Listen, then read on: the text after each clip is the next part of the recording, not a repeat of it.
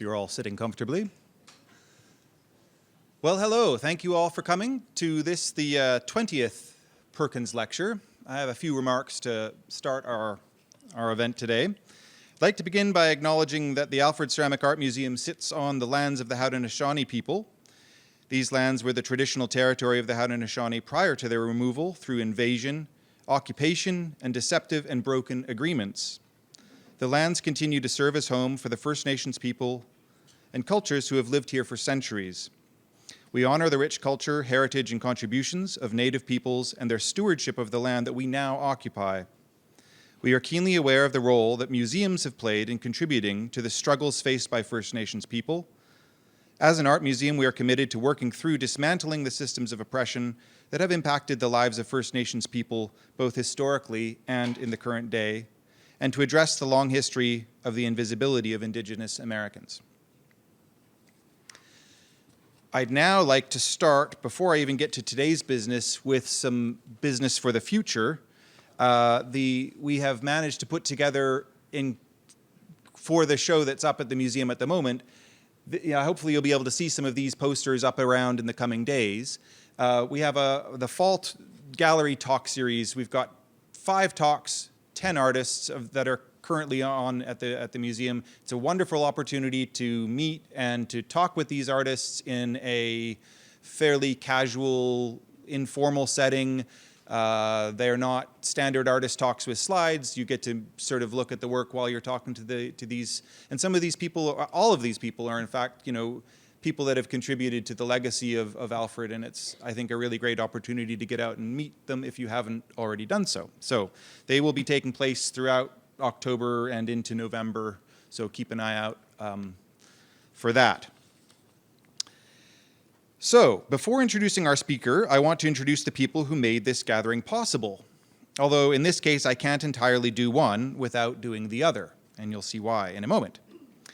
The Alfred Ceramic Art Museum established the Dorothy Wilson Perkins Ceramic History Lecture Series in 1998, thanks to a generous endowment to the museum by Dr. Lyle Perkins, BFA Alfred 39 and MFA Alfred 47, in memory of his wife, Dr. Dorothy Wilson Perkins, who has a BFA from Alfred 39. Dorothy was a woman of many talents and someone who wore many hats.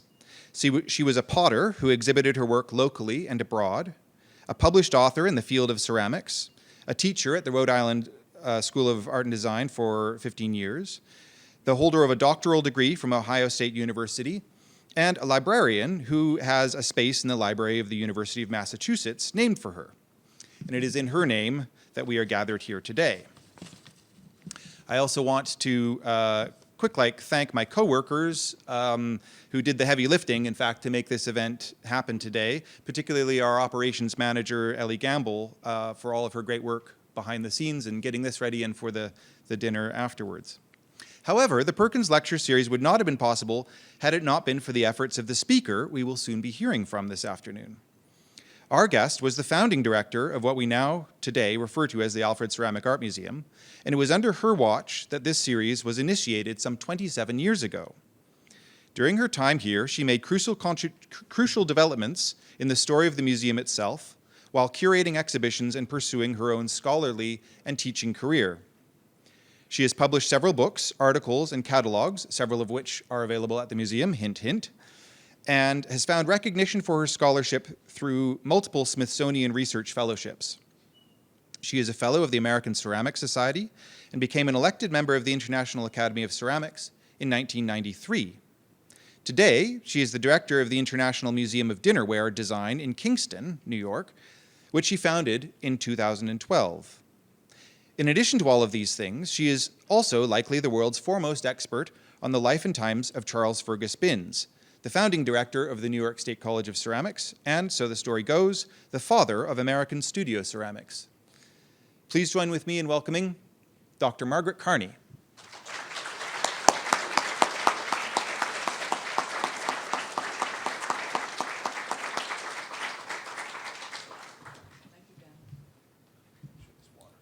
Oh, I got one. I have one. Oh, you've got one. Okay. Thank you. All right.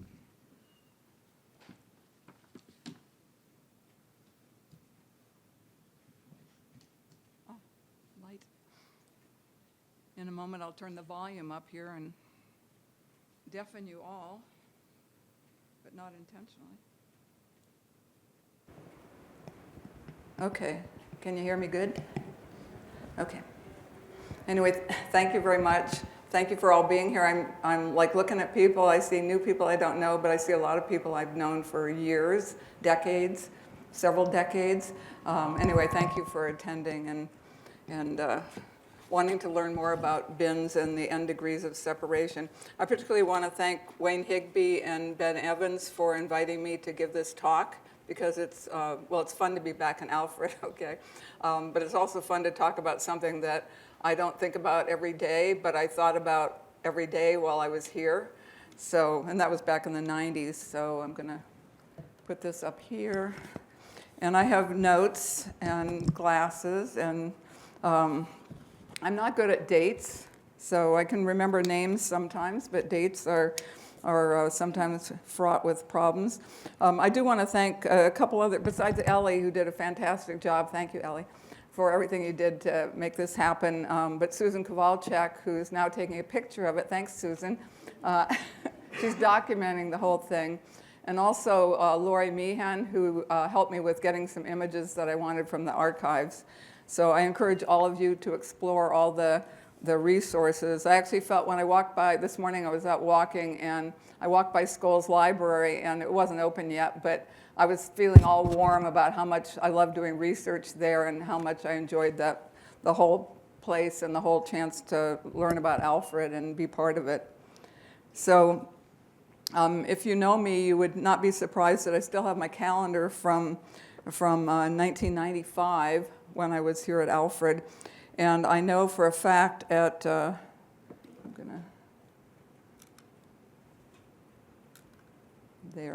at 2 p.m. exactly on October 4th, 1995, Lyle and Dorothy Perkins sat in my office in Scholl's Library and handed me a generous check.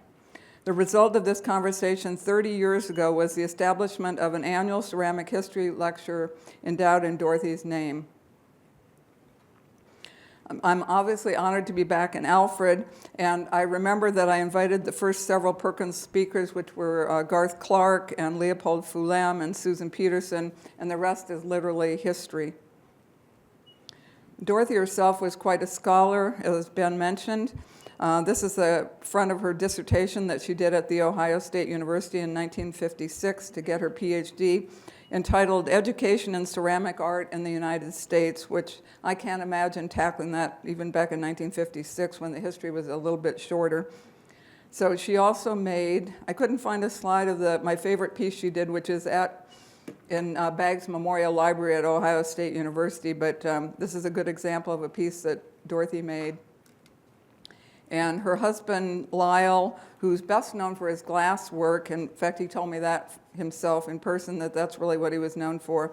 But here he's working in clay at Amherst. So clearly I'm familiar with Charles Fergus bins. I wrote a catalog raisonné on bins in the 1990s. I curated exhibitions about the father of American studio ceramics and his students, and additionally about the bins medal. And that was conceived of in his honor in 1925. And finally, I wrote about the individuals who followed in the footstep of bins when I organized an exhibition and wrote a catalog titled Alfred Teaches Ceramics. And speaking of ceramic history, this is an image on the first issue of the Ceramaphile in the early 1990s, and I'm talking to my first ceramic history students. And so pretty much this is ancient history, some of which we'll go back to, but most of which I'm just mentioning. And I feel like I was apparently meant to come to Alfred to turn the study collection into a formal museum and record Alfred's ceramic legacy. I taught ceramic history at Alfred for over a decade, and it's not surprising that I really like researching and writing about it. And so today, the bins at Alfred, N degrees of separation, is easy for me to talk about. But as I worked on this over the last several months, I kept coming up with different iterations of it. So it's not really done. There's no closure on it, okay, because it keeps going on. But I'm not just going to be doing the family tree kind of thing. I'm going to try to tell you a few other stories here. So So I think you'd like this photo. So before I arrived at Alfred in 1991, I knew virtually nothing about American ceramics. That's the truth. My PhD is in Asian art history with my expertise being in Chinese ceramics. My first museum position at Hoover Presidential Library and Museum in 1972 exposed me to Hoover's love of the Chinese blue and whites that he and his wife collected in China at the time of the Boxer Rebellion in the late 1890s when he was a mining engineer. And one thing I like about ceramic history and history in general is that if you look at one date, then you can see what's happening somewhere else. And I love the fact that when Herbert Hoover was in China during the Boxer Rebellion, that's exactly the same time that Charles Fergus Binns was immigrating to the United States. So it's like, well, that was happening and this same thing is happening. So here he is with his Mandarin instructor in about 1898. And then later on, here he is at the Waldorf Astoria with his blue and whites many decades later in the 50s. And here I am in the early 70s photocopying the bottoms of, this is before I studied Chinese and could actually read the bottoms of the porcelains. I was Xeroxing the bottoms of the Ming and Qing porcelains so I could put it in the cataloging files for the objects in the collection. And then here I am with a favorite piece, a Fa Hua Ming piece that you may or may not be familiar with that was also in the Hoover's collection. This, actually, the Fa Hua Ming was a gift that Herbert Hoover got from someone. The other things he actually collected avidly. And here's a plate. I don't know if this is on view, but Irma Starr, who's a well-known ceramist, and asked for my collaboration when this commemorative plate was made for the museum in the style of the early English slipware Adam and Eve plates. Irma depicted me as Eve to Binns's Adam, which I found was amusing even at the time. And you can tell from the rendering that I was a lot younger when they did this image of us. And Binns is missing his clerical collar and the potter's smock that he's known for wearing. We unveiled the plate. That's kind of a fuzzy picture out of an old ceramaphile. And here's the back of the plate, because the backs are just as decorative and telling of information than the front. And then looking at the front of the plate again, you can see that there's two angels on there, and one of these angels is Charles Harder, and one of them is Ted Randall. Charles Harder graduated from the Art Institute of Chicago in 1925 and began as an art instructor at Alfred in 1927.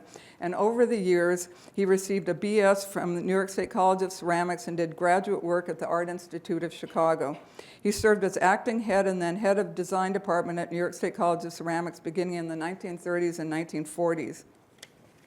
Ted Randall graduated from Yale and then New York State College of Ceramics, where he taught at Alfred from 1951 to 1981, and he served as head of the art and design department from 58 to 73, where he largely sacrificed his own artwork in order to transform the program at the College of Ceramics.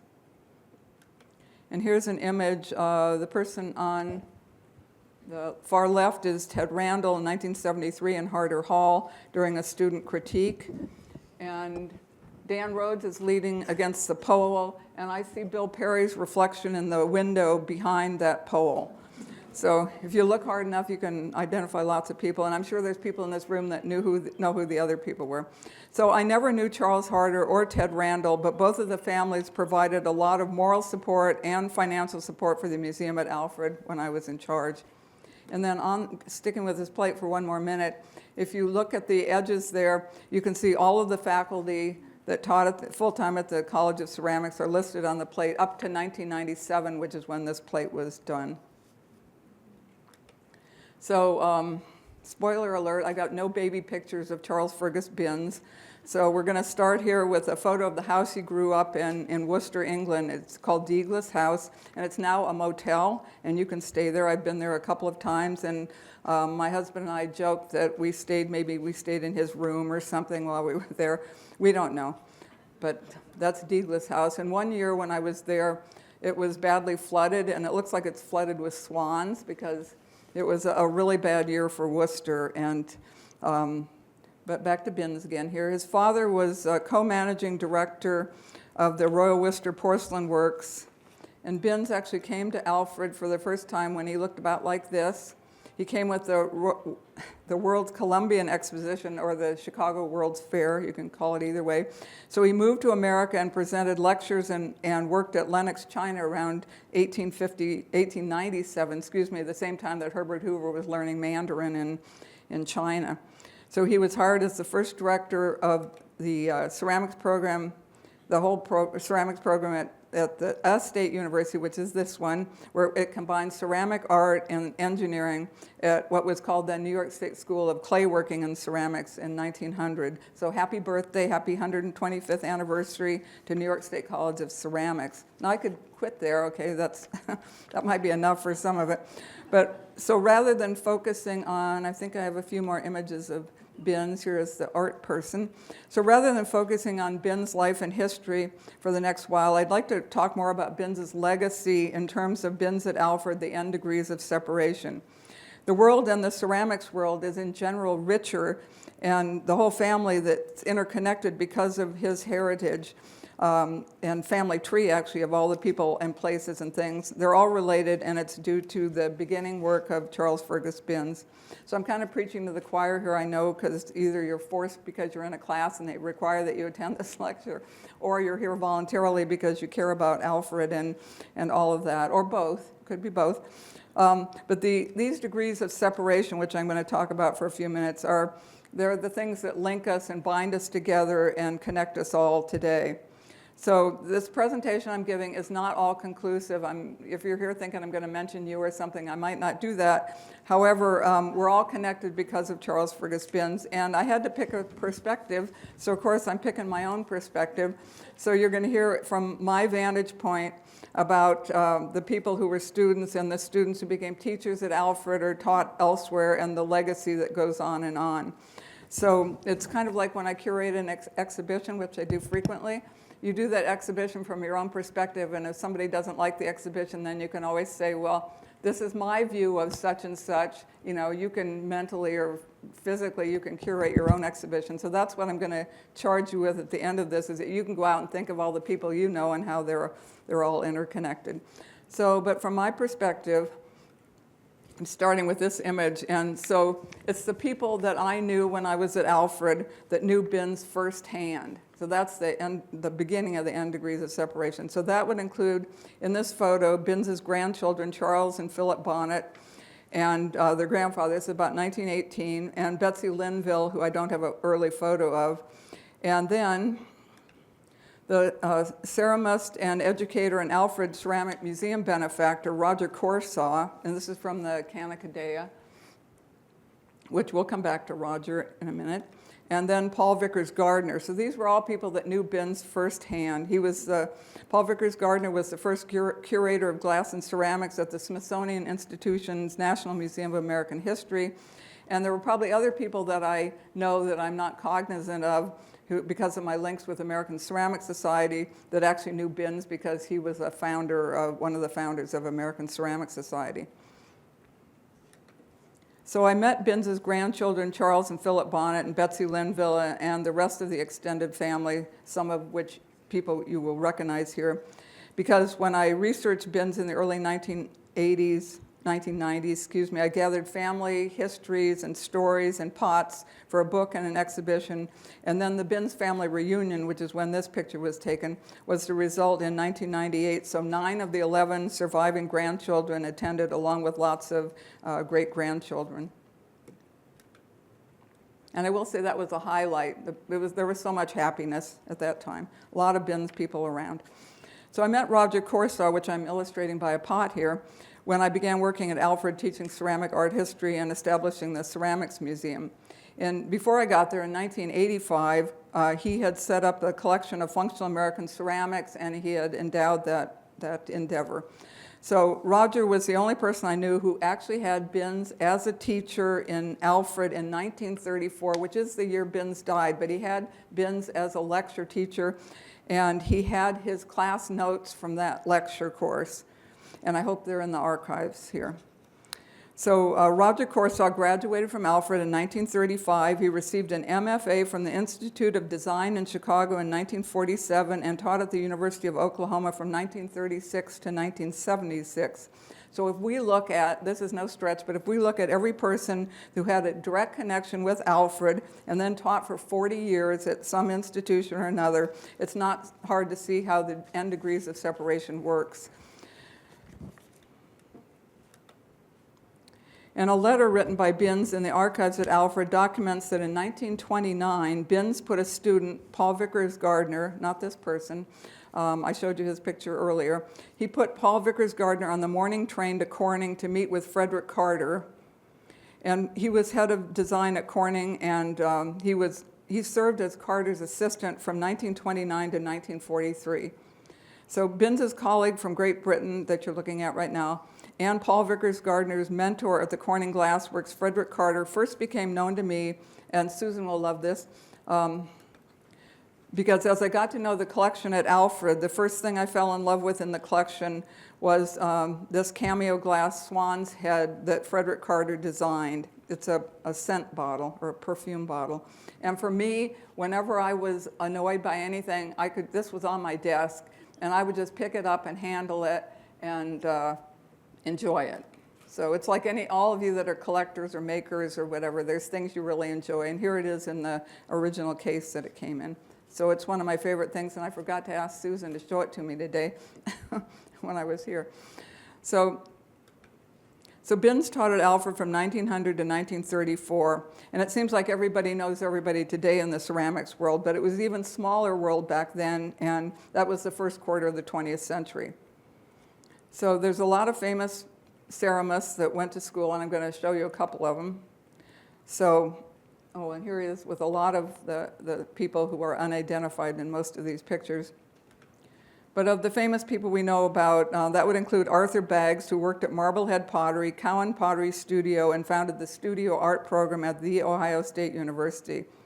That would include Margaret Kelly Cable, who founded the program at the University of North Dakota, Guy Cowan, who founded Cowan Pottery Studio and worked at Onondaga Pottery, Paul Vickers Gardner, who I've already talked about, Maya Grotel, who's known best for her work at Cranbrook Academy of Art, Charles Harder, who I've mentioned and we'll talk about again, Elizabeth Overbeck, who was, along with several other sisters, she established the Overbeck Pottery, and Adelaide Alsop Robinow, who is affiliated with the University City Pottery, Robinow Pottery, and several other, and as editor of Ceramic Studio magazine. Mary Chase Perry Stratton, who founded Pewabic Pottery, and then just a few other people I'm going to mention and not clog up this photo anymore with people's faces. Ruth Canfield, who later was associated with Dover Pottery, the Henry Street Settlement House, and New York University. Paul Cox, who worked at Newcomb Pottery and Iowa State University. Myrtle Merritt French, who was affiliated with the Hull House and the Art Institute of Chicago.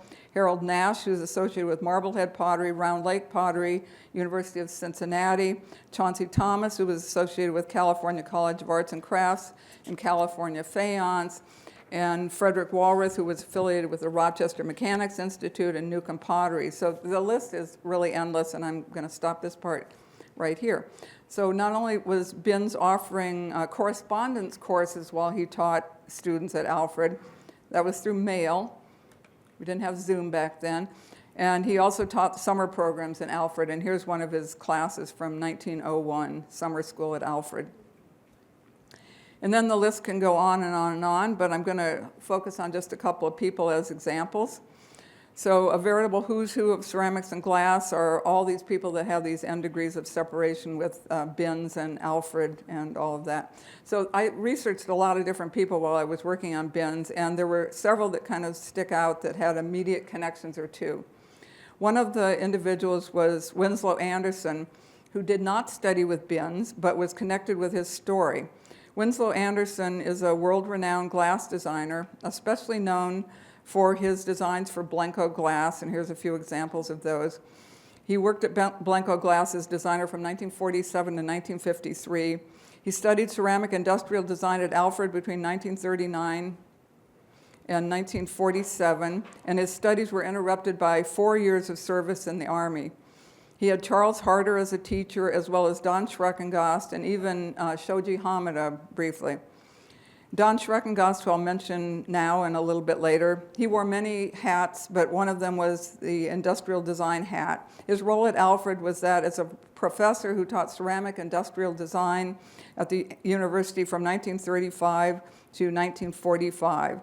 Winslow Anderson's connection with Binns is that when he worked at Lenox China as head of design from 1953 to 1979, he retrieved from the attic there several Belique-bodied vases that Binns designed at Lenox. So he was at Lenox when I showed Herbert Hoover learning Mandarin. Okay, so there's all these they didn't know each other though, I will have to say that. No connections between Hoover and Binns. Anyway, so he donated them, this is Winslow Anderson, donated these vases to the museum in Alfred in the 1990s, and I visited him in his home in Milton, West Virginia in the 90s, where he had cupboards full of Glidden pottery, and I wish I had photos from that trip, and maybe there are some existing somewhere. But anyway, Binns was at Lenox right before he arrived in Alfred, and his glaze recipes for both the Belique-bodied pieces like this and his work at Alfred are in the archives here. And here's a picture of Winslow Anderson in the 1990s when he delivered and donated to the Ceramics Museum here a 1933 piece that he owned that Charles Harder had designed.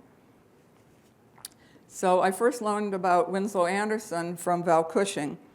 And Val taught me a lot of different things about former students and faculty members when he toured me through storage in the early 1990s, 91-ish. And Val taught at Alfred from 1958 to 1979. And I think I just skipped something. I did. And he told stories.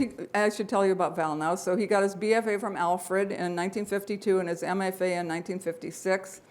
And he had not been a student of Binns's either, but he did have Charles Harder as a teacher, and he had Dan Rhodes as a teacher, and he had Ted Randall as a teacher.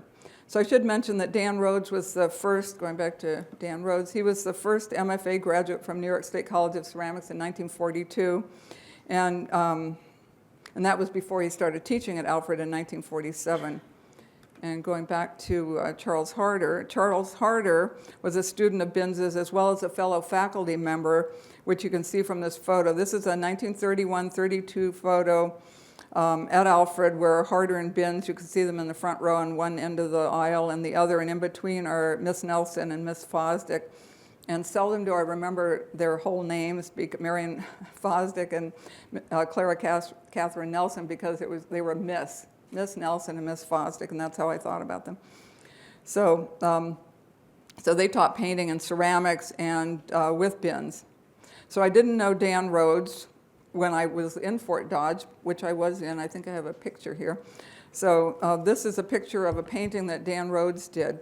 So Dan Rhodes was born in Fort Dodge, Iowa, and weirdly enough, in the 80s, I was director of the Blandin Memorial Art Museum there, where he was like a saint. Like all of Iowa loved Dan Rhodes already, but he was famous for lots of different things. And his sister Rachel, after I came to Alfred, his sister donated some of his MFA era work, which was not in storage in Alfred. She had it in her home and donated that back to Alfred. But my favorite fact about Dan Rhodes is that he was trained as a painter. He trained with Grant Wood and with John Stewart Curry, and the regionalist painters in the Midwest. And he did quite a number of murals for post offices and other buildings that are WPA era works where they employed unemployed artists and craftspeople during the Depression to create works for our national parks and monumental public art projects. So, and then I remember Val bringing a group of graduate students to Ted Randall's studio in 1992. And I apologize for the fuzziness, but these are old slides. And, well, they didn't get less fuzzy or more fuzzy because they're old, but just because they're slides and you don't know what you're getting when you take them. But so Val brought the graduate students and some undergraduates to Ted's studio for several visits. And the next slide, that's his studio. And here is Katie Randall, Ted's widow, with Denise Pelletier in the background there. And the other image I have of this shows some of the class people besides Denise. So Kelly Palmer was in this class, Steve Rolfe, Will Marshall, Casey O'Connor, Jaewon Lee, and Michael Hagedorn. So they're all a little fuzzy, but they all enjoyed the tour. And Val really worked hard at maintaining the legacy of the teachers that came before him, particularly of Binns, Fosdick, Harder, Schreckengoss, Rhodes, and Randall. So he kept that alive by doing things like these tours. So Bob Turner, he received his MFA from Alfred in 1949. His teachers were Marion Fosdick, Dan Rhodes, and Charles Harder. His fellow students included Winslow Anderson, Bill Perry, and Susan Peterson, among others. And he taught at Alfred from 1958 to 1979. Bill Perry was a student in ceramic engineering and ceramic industrial design at Alfred in the late 1930s and early 1940s, received his BFA in 1947, and he taught at Alfred from 1963 to 1989. Bob Turner and Bill Perry both had retired by the time I got to Alfred, but I got to know them both very well over subsequent years and visited their homes and studios many times. Both supported the museum and my role there as a ceramic historian and museum curator. Bill Perry gave the first major monetary gift to the museum that moved the museum towards the idea of having a separate facility. But decades before that, here's a picture of him as a student in Miss Fosdick's sculpture class in 1940. And I credit Bob Turner, Quaker and conscientious objector, with introducing me to my signature drink. Actually, I am Margaret, and so my signature drink that I learned from Bob Turner was how to make a margarita. So he made it in a blender in his home while I sat in his living room in a Sam Maloof chair that was fabulous. He also donated, this is just a memory here, but he donated this Georgie Orr puzzle mug while I was there, and I remember going out to the drinking fountain in Harder Hall outside my office, and we tested it to see how it was a puzzle mug, which was kind of interesting. So I give Bob Turner lots of credit for many things. But the Perrys and the Turners were always very supportive of the museum and generous in so many different ways. And here's one final photo of Bob Turner. And this is when, in 1993, I organized a connoisseurs group where we visited Wayne Higby's studio and Bob Turner's. And this is a picture that shows some people you might recognize, including Judy Schwartz, Marilyn Lysa here, Bob Turner, of course, and Arthur Williams. I also learned from Bob Turner, and this stuck in my mind, that when they reissued the Potter's Craft, Binns's book, The Potter's Craft, for I don't remember how many times, they seem to have lost the image of Binns throwing. And so they had this sequence in the book which showed him throwing, and they had Bob Turner throw. This is Bob Turner's hand. So here's Binns, and here's Bob Turner doing a facsimile of what Binns's was. So they're in the book. And Bob Turner told me that personally. So the relationship between teachers and students and vice versa is what Alfred's been all about. And it has maintained the N degrees of separation between Binns and his successors. So we'll look at a few more people. Here we go, the Gills. John and Andrea Gill were grad students at Alfred in the mid-1970s, and about a decade before or after that, they joined the faculty, and here they're both shown in their role as teachers at Alfred in 1995. There's other former and current faculty at Alfred that have degrees from Alfred on their resumes, and that would include Walter McConnell, who received his MFA from Alfred in 1986 and later taught at Alfred from 1997 to 2024. Jason Green, who had a ceramic, as I had as a ceramic history student back in the 1990s, received his MFA in 1998 and is presently on the ceramics faculty. Linda Sorman, who received her MFA from Alfred in 2003 and taught at Alfred in 2016 to 2019, and Paul Briggs, who completed an MS Ed in Education and Ceramics in 1992 at Alfred, later completed a PhD in Art Education and Educational Theory and Policy at Penn State in 95, and then finally an MFA in 2016 from Massachusetts College of Art and is now on the faculty at Alfred. Of course, there have been a few full-time faculty at Alfred that are internationally known and have helped Alfred considerably and have contributed to the lasting reputation as ceramics mecca here. But they have no end degrees of separation with Alfred that I was able to ascertain, and if they do, they can tell us in a few minutes. That would include Ann Currier, Wayne Higby, Linda Sikora, and Doug Jack. And there's a couple people I haven't mentioned, but my husband told me I was going to get yanked off the stage if I didn't just keep going. So it isn't just the people that are connected with Alfred, but it's also the pots that connect us. So I first became interested in bins when I realized his family history with his father as co-managing director at Royal Worcester in England. They had at Royal Worcester a small museum collection in the factory where bins and others could study Chinese ceramics and also Roman ceramics, because they were actually on the site of Royal Worcester Porcelain Works were some Roman artifacts that were excavated. So I found that interesting. But if you look at, and this is just a 2-second thing here, if you look at some bins pots like this one and you compare it with a Chinese pot, you can see where I could see some connections. And here's another bins pot on the left there, and some Chinese pots that are bronze form tun shapes from China. So I found that really interesting. And in addition to that, there were lots of other connections between how bins threw his pots in sections and scored them and put them together, but also the way that some of the bins pots were signed with these kind of signatures that looked a little bit like chop marks on Chinese ceramics. So I found like an introduction, like all of you, whatever your hook is that gets you interested in ceramics or Alfred or history of Alfred. So my research on bins led to lots of other obsessions, which I followed down various rabbit holes over the years. One of them was an obsession with World's Fairs and Good Design Awards. And then I learned about Binns's younger brother, William Moore Binns. Another rabbit hole, another trip to Worcester. In the late 1890s, he patented Royal Worcester's answer to art pottery, which you may or may not have heard of, called Sabrina ware. So these are images of Sabrina ware from the Royal Worcester archives. The Sabrina ware was Parian clay with high feldspar composition. They were first fired at low temperature, and then some were hand-painted with birds, flowers, fish, and trees using a black bitumen resist. Then each was carefully and artistically saturated with a solution of metallic salts consisting of cobalt, copper green, chrome green, sulfuric acid, and water, and they were dried in a hot cupboard.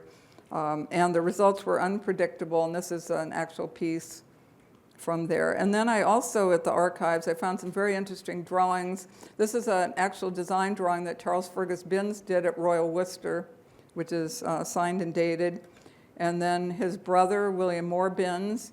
And then I thought even more fantastic was the other brother. This is Albert Binns. So, and I have another piece of Albert Binns. So, and Binns, in case you don't know this, Binns didn't just make little brown pots. In the early 1930s, he designed several tiles, which are of great interest to me. They were produced at the Flint Faience Tile Company in Flint, Michigan. His original design sketches are in the archives here at Alfred, and they were installed in Binns Hall in around 1930. And coincidence, I don't really believe in coincidences, but coincidence or not, I ended up writing a book in the early 2000s about Flint Faience tiles, like an A to Z book about that, and these Binns tiles are in there. And then I'd like to talk for just a couple minutes about the Binns medalist people, because those all had an N degree of separation from Alfred, and I'm not going to go through the whole thing. You can get the book if you want to. But the Binns Medal for Excellence in the Ceramic Arts was established in 1925 to honor Charles Fergus Binns at the time of his 25th year as director of the School of Clay Working and Ceramics at Alfred University. And since then, Binns medals have been awarded to a selection of really the superstars in the ceramics world. Some of them I've mentioned already, Arthur Baggs and Frederick Walrath and the Oberbecks and Guy Cowan, Mary Chase Perry Stratton, Frederick Carter, Adelaide Alsop Robinow. So I'm going to pick one here. Since I run the Dinnerware Museum, I'll pick Eva Zeisel. So Eva Zeisel was awarded the Binns Medal in 1998 with two other people I'll mention in a moment. She's known for a commission for the Museum of Modern Art. This is from my museum, my present museum. And she designed this for the Museum of Modern Art in the 1940s, and it's called Museum Ware. And also for her early designs in Schramberg porcelain manufacturer in Germany in the late 1920s. And this decanter sits in the collection in Kingston. And here's an image of Eva receiving the Binns Medal in 1998. So among the early, dozens of early recipients between 1925 and 1998 are 10 women, 2 brothers, and at least 10 who studied directly with Binns. What the statistics don't tell you is which Binns medalist was held as a political prisoner, accused of plotting to assassinate Stalin. If you don't recognize her, that was Eva Zeisel. She was in solitary confinement for 16 months, and that's, if you want to go down that rabbit hole, you'll find that really fascinating. Or who was a regular on the 1950s Ding Dong School. Now, most of you are too young for Ding Dong School, but the person that was a regular on that doing art things was Wayland DeSantis Gregory, who got the Binns Medal. Or which one invented the first cab over the engine for a large truck? That would be Victor Schreckengast, here holding a Salem freeform cup with a tripod foot on it, his favorite design, I think, in terms of dinnerware. And the 2 brothers that received the Binns Medal that I just mentioned, one of them was Victor. And here is some things he designed, the freeform, which he was holding that one cup, which has tripod feet in 1955, and from the 1930s, the refrigerator-ware pitchers that are graduated sizes. And then the other brother was Don Schreckengast. There is still a 3rd brother. If you think the Binns has had it going, there's other people. So the Schreckengasts had it going too. There was also Paul, who I'm not going to show you anything of, and he did not get the Binns Medal. But Don and Victor both did. So I've lost my brain here, but so one thing, if you don't know anything about Don, you should appreciate that he was largely responsible for designing the Mandarin tricorn, this Salem China ware, which is my museum's logo, dinnerware. It's on my card and everything else. So, and this was in the 1930s, and my husband likes to tell the story about how he was a student when he designed this during a summer internship. So it just tells you how great people are. So neither Victor nor Don attended Alfred, but Don taught ceramic industrial design at Alfred from 1935 to 1945, which is a big deal. And he was the cover of Alfred Teaches Ceramics. That's him teaching at Alfred. And then a few years later, when we did the Binns Medalist show, this is Don and myself in East Liverpool, Ohio, where we're at a Chinese restaurant, and he's showing me his Binns Medal, which he then donated to Alfred. That was 46 or 47, and then here at the Jet, the original Jet, here he is with his family, his wife Punk, and that's Don Schreckengast and his son Gary and myself. In the 90s, one of the times that they visited Alfred. So pretty much everybody goes through the Jet as a ritual when you go through here. So probably, even though neither one of them knew Binns directly, if I went through old ceramic bulletins, I could probably see they all served on the design committee at one time, and so they all knew each other. So there's probably, Binns and the Schreckengast probably did know each other at some point. So on a personal note, I'm throwing this one in. I'm not done, but I'm getting close here. So on a personal note, it was at Hall China in East Liverpool, Ohio, when I went to do an oral history with Don Schreckengast, and my husband worked with Don Schreckengast. My husband, who's somewhere there in the room, worked with Don Schreckengast at Hall China. So we went, and my husband had worked in the model and mold shop at Hall China, and Don Schreckengast he's not in the picture, but he took this picture. So it's the first picture of Bill and myself when we weren't really a couple at Hall China, taken by Don Schreckengast. So it's a major significant photo for us. And then, I said this was personal, didn't I? Okay, so other people that have gotten the Binns Medal that I have nice photos of, that includes, here Bernard Leach is in 1950 with Charles Harder at Alfred, and he got the Binns Medal. And I'm going to find the last one where I'm talking about Binns Medal, I think, for a minute, is Frederick Hurton Reed, who designed something you all know, Fiesta. He did lots of other things, tiles and other incredible things, but he's best known for his designs of Fiesta. So, so everybody that got the Binns Medal was, even if you never heard of them, they were famous in their day. So that tells you that fame can be fleeting, but they're all really interesting stories. So at that time, Buffalo China designed the Binns Medal plate, which was a service plate that we gave out at the dinner, the Binns Medal dinner. And here you can see, I'm looking at who I can see here, but the head of art and design and David Pye, and then the Turners. Sue's holding up the Binns Medal plate there for us, and I thank her for doing that because it's fun to see it. And then that same evening, I don't have a picture with Peter Volkus, but I do have a picture with Eva Zeisler and Susan Peterson, who the three of them got the Binns Medal that evening.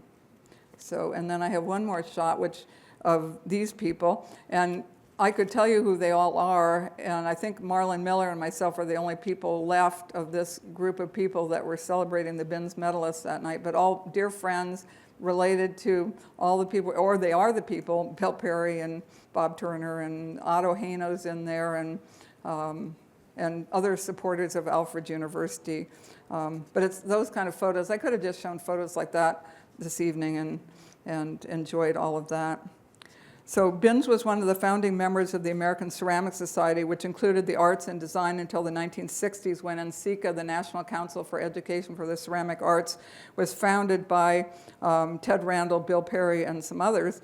And so now we know that the founding people for not only the American Ceramic Society, but NCECA, the two major ceramic organizations, all were Alfred things. So all these N degrees of separation, it just multiplies. And I'm not religious, but I like to say it's when my father would read us something out of the Bible, it was so-and-so begat so-and-so. Well, that's kind of what this whole Alfred thing is, that it just goes on and on. So I'm not going to stop before I talk about someone else that has an interesting connection with Alfred and one of my favorite topics. So the person I'm showing here was a student, Glidden Parker was a student of Don Schreckengoss, who we've just talked about, and some other people, which I'll mention, which includes Marion Fosdick and painting instructor Clara Catherine Nelson. And so the fellow faculty members, so they were connected with Binns directly. And Parker was a special student at Alfred from 37 to 39 and founded Glidden Pottery along with his wife Pat, shown in this image, in Alfred, and it was in operation from 1940 to 1958. So I didn't know Binns, I didn't know Miss Nelson, I didn't know Miss Fosdick or even Glidden Parker, but I knew Don Schreckengoss, I knew Wally Higgins, and I don't have very many photos of Wally, but he was a student at Alfred after the war where he served as a Tuskegee Airman, and he also worked as a model and mold maker at Glidden Pottery before he joined the faculty of New York State College of Ceramics. I was also friends with Fong Chow, and he worked Fong Chow worked as a designer and glaze expert for Glidden Pottery after receiving his BFA and his MFA from Alfred. And Fong Chow won good design awards from the Museum of Modern Art for designs such as this, New Equations. I just lost that for a moment. And also, he designed many things for Glidden Pottery, but he went on to be the Asian curator at the Metropolitan Museum of Art for 25 years. So there's lots of Alfred connections everywhere. So another set that was designed, and there's Fong Chow and his wife Chow Ling when they visited Alfred in the 90s. Another set, this isn't Fong Chow, this is Sergio Della Strologo, who designed this for Glidden Pottery, but it's one of the most amazing designs of all the Glidden Pottery pieces. And then I'm showing you a vintage ad, which I think is probably now in Herrick Library in the archives from 1949, just to show you what a shirred egg server is when Glidden made them.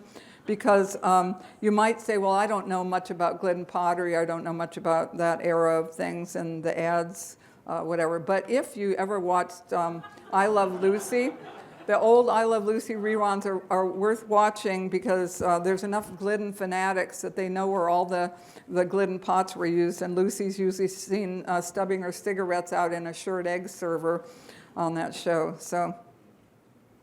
And that could be reruns or the current ones. And then I just saw some of this on Facebook from John Dolan today, I think. So we did the big Glidden Pottery Show, and people gathered together in 2000, and all the people that had worked at Glidden Pottery that were still living, of course, that helps you attend something if you're still living. They all attended, and it was really like a reunion. It was kind of like the Binns family reunion where everybody got to interact with each other. They hadn't seen each other for years. So this is an excellent show where you can see Catherine Parker Grossman, excuse me, in this show, and Fong Chow in this photo. And then I have a picture because I love this photo. So this is Catherine shown with a stained glass installation in Jackson, Michigan that her father designed. Her grandfather, excuse me, Glidden Parker designed. And then my favorite photo, hope she doesn't mind me showing this. So this is Glidden Parker, his son Chris, and Catherine as a baby. And I love this photo. I just think it says everything about n degrees of separation, and everything that's connected with all of it. So if you were a student at Alfred and your teachers were students at Alfred, you'll hear 3 or 4 names, and people will talk about the people that study with so-and-so, but hardly anybody had cell phones back then. Nobody had them. So I only have a couple of images that I got out of a couple of people just to illustrate that there were all these connections. So one of the students at Alfred that I've been fond of for years, and this is before my day, is Mark Lyman, who you might know because he founded the major art fairs in Chicago. Chicago International New Art Forums was his, and then SOFA Chicago, and all of those wonderful fairs. So he went to Alfred in 1972 and 76. He had Dan Rhodes, Bob Turner, Wayne Higby, Wally Higgins, and John Gill as a graduate student. They were his teachers, and Betty Woodman was also his teacher while she was doing a visiting artist stint. But here's a photo. It's a terrible photo, but you'll love it anyway. So this is something that they should revive at Alfred probably. This is the terracotta tappers, with Mary Law is the female in front, and Mark Lyman's behind there. So they're tapping their heart away. And then I threw this one in because I'm missing Mark's life partner, Ann Mesko, passed away a while ago, and I love this photo of them at a SOFA luncheon in Chicago. Okay, so this is my trick question for the day. I am wrapping it up here. My trick question for the day is, do you know this student, the one on the left, who went to school at Alfred in the mid-'70s, had Val Cushing, Wally Higgins, Bill Perry as teachers, along with one class taught by Kaliki Salmanhara when she was a visiting artist? And if you have any guesses? Yeah, so here's my clue. So at NCECA, Susan and I always pose together at our various tables that we have, resource tables that we have there. Anyway, so she was good enough to, I'll have that photo for the rest of my life with that.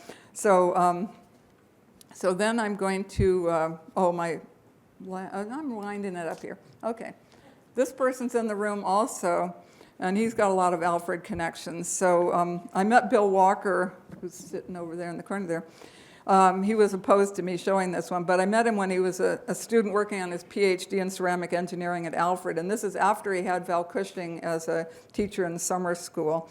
So he visited the museum when it was on the top floor of Harder Hall, and he rented the back of my house at 56 West University, and one day we were spotted having breakfast at the Jet, okay? I don't know if you get what that means, but if you're spotted at the Jet for breakfast, that's the secret's out. And I did make a joke. Only a few of you who've been on the faculty here or retired faculty here would get this joke. But Ed Call, when he was president, he used to tell the same joke every year at, what did they call that thing? Oh, yeah, convocation. Same jokes. Same thing every year, year after year. So, but he always told this thing about if you were an incoming freshman, that you should look to your right and look to your left, because, some of you know this, because if you look around, you're going to meet your future partner is sitting right next to you. That's Alfred. So anyway, there you go with that. So, but this is not to say we didn't have some fun with Binns. So I never found a picture of Binns ever where he has like a big grin on his face or anything. But we had some fun, not bad fun, but just some fun. Okay, so this is fun that I think Susan wanted me to not talk about. But anyway, one year for a show called About Face, which was focused on the face, and it was when we were at the Ceramic Corridor Innovation Center. We removed, and this is in bad sequence, but if you start down in that corner, you can still, Bill is writing some notes on a napkin at the Jet about this project where we're going to remove the bronze bust of Binns out of the display cabinet in Binns Merrill Hall, and we're going to do all these things and make a rubber mold for it. So, and what was our point of doing this? Here's the end of it. So we took this rubber mold. It was for About Face. It was for a worthy cause. And we made our goal was to make the world's largest Rice Krispie treat in the form of a famous ceramist. John Gill should remember this because when we removed Binns's head from the mold, the whole bust of Binns from the mold, his chin kind of sagged. So because it was a Rice Krispie treat, it was real. We even calculated the calories that were in the, and here it is on the table, and I think I am propping up his forehead so he won't like wilt at the table. And I will tell you this, that the Binns family didn't think it was too funny, okay? So, but that's not yeah, that's probably the worst one, okay. But we did, so the Binns metal plates, we did the Binns metal plates for that. But another fun thing we did was for both American Ceramic Society in 1998 when they turned 100 and for the Binns exhibition and stuff, my husband, the modeler and mold maker and stuff, took 4 Binns vases and made little-ish ones out of them. And then from the archives, we got Binns's original glazes and we redid, or he redid 4 of the recipes for Binns glazes. So we made armies, and we had a kiln failure at one point at the Innovation Center and whatever. So I think I slip cast like 600 of these or something at one point. So, but that wasn't exactly having fun with Binns, but it was doing something special in commemoration. Okay, and so now to bring you up to speed here. So the last 2 shows I did while I was at Alfred had to do with dinnerware, okay? And I'm leading into like what happened to me after this because of Binns and all the rest of it at Alfred. So the last 2 shows were Lost Molds and Found Dinnerware, where we retrieved Eva Zeisel's plaster molds, original 1950s plaster molds from Hall, China. Over 100 of them, rented a truck. Anyway, it was quite an adventure and everything, and they ended up in our barn in Alfred. We did a show. This show was the result of it. And the other show we did was Glidden Pottery. And so those were, it was in the around 2000, late 90s, early 2000. And what I found was that the people that collected dinnerware and Glidden and Eva Zeisel and all of that I loved the knowledge they had and their contagious enthusiasm for the topic. I mean, it literally was contagious, the whole experience was.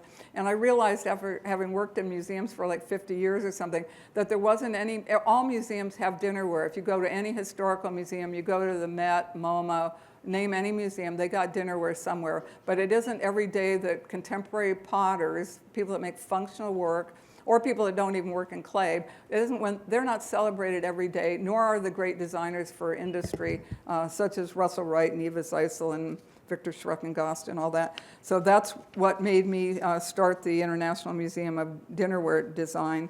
And so I wanted to really focus on the celebration of dining and all of that. So Susan gave me permission to end my presentation. Thank you, Susan. Or just end it, I could end it, but with a shameless promotion for you to all go eastward sometime and go to Hudson Valley and visit the museum. This is a rented space. We need a building like Alfred has. But I wanted to show just a few images of things from the collection, and you'll see some Bill Perry and lots of other things. So we don't just collect clay, Leopold Fullam and Beth Lowe and Eddie Dominguez and things. So I just threw in a couple of images. And Ann Courier I just acquired an embroidered piece of cake in the blue willow pattern, wire scribble sculpture from Portugal, and more. So Val Cushing baby set at Ted Randall, Glidden, Kate Mowry. So We have about 12,000 objects, and we just got 9,000 flatware objects. So there's a Linda Sikora in this one, early Eva, Russell Wright, restaurant ware, paper sculpture from Switzerland. And the last thing, if you come to the museum, not only will you see a couple of exhibits and all of that, but you will see, you get to go in this room and try the tablecloth trick, which you've all wanted to do, I know. And so we have it set with stuff from Salvation Army or Goodwill. It's got the stickers on it so people don't think that the donations they made to the museum are going to get tossed on the rubber floor. But you can go in any age, everybody's done it, and you can pull the tablecloth out, and people shriek in an art museum. So it's the most fun you can have is that you can actually go shriek in an art museum. So, but to round this up back to n degrees of separation, this is the last image. So American Ceramic Circle came, I think I have the date on there, so I don't even have to look it up, in July. And so Leslie Farron organized this group. So it was curators from the Metropolitan Museum of Art, from RISD, from the Everson, my old student Garth Johnson, he was in my ceramic history class. He came, a lot of people came, and we were celebrating ceramics and dinnerware and all that. And afterwards, Leslie Farron and I were exchanging those email nicety things, thanks for this and blah, blah, blah. And she congratulated me on that I was going to give this talk. And then she said she had Lyle Perkins as a teacher at Amherst.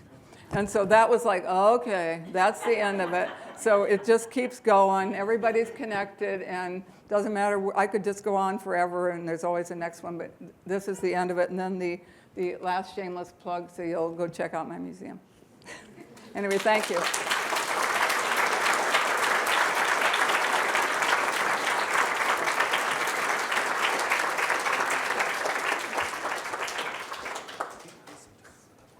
Yeah, so I could take questions, or we could just all leave. Whatever suits you. I could turn off my mic and then... You can leave your mic on. I have a microphone for questions, so it can be recorded into our audio recording, video audio. So if you have a question raise your hand.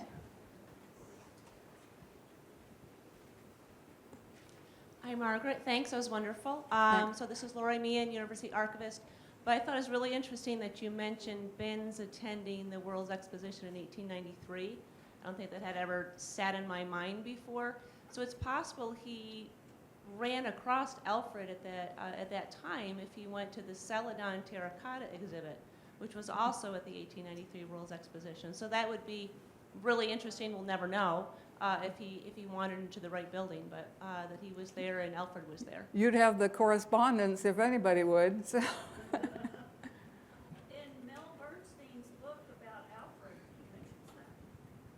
He mentions that Binns went to the terracotta.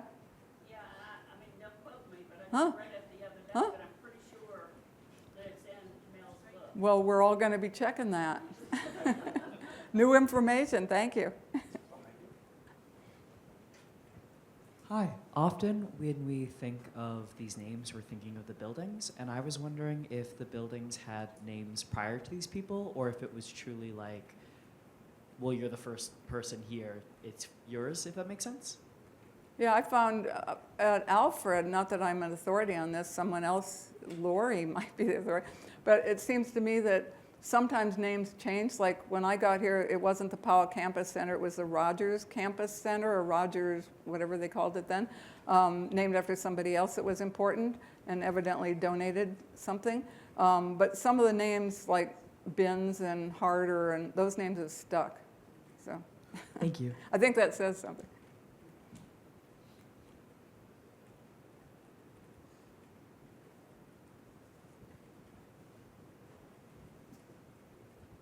Earlier you were talking about how the images for a Potter's book changed like a while back, and someone was explaining to you how it wasn't, I think it was Turner's hands, but it was like his hands now. What book was that specifically? It's the Potter's Craft, which was issued in, I could make up some years, 1910, 1920 something. 1947, 1960 something. It was reissued, at least 4 One of those. editions of it, so it's out there. We were looking, when I got invited to do this, we were looking and we had like 6 different, they weren't all different editions, we had 6 different copies of Potter's Craft in our house. So it was like, how'd that happen? And how many did Scholl's Library have? Yeah, both libraries have Many? editions. Yeah. Multiples.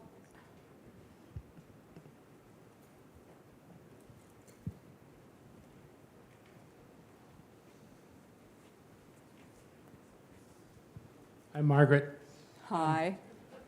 When I think about Royal Worcester pottery, and we could have had something that would like Glidden's, we could have had just a big porcelain factory here.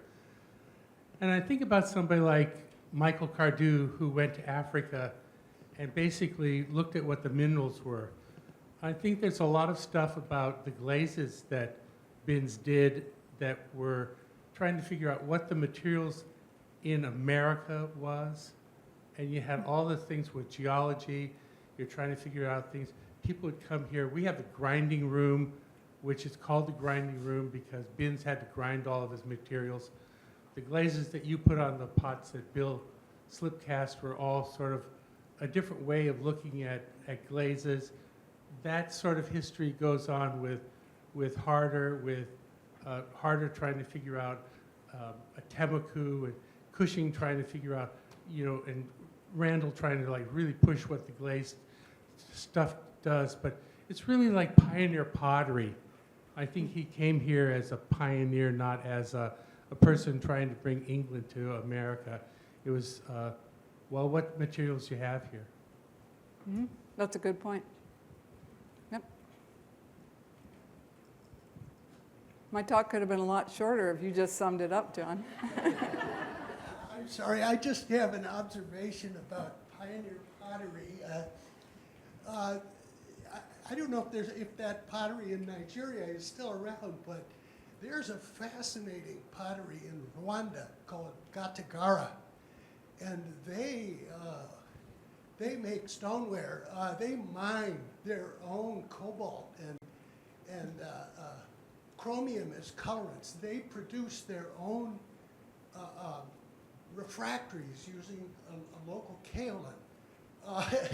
They do everything that was done in Cardew's pottery in Nigeria, but they're not so well known, and they should be. And by the way, I don't know if people know about a very relevant book by the author Brian Sutherland called Glazes from Natural Sources.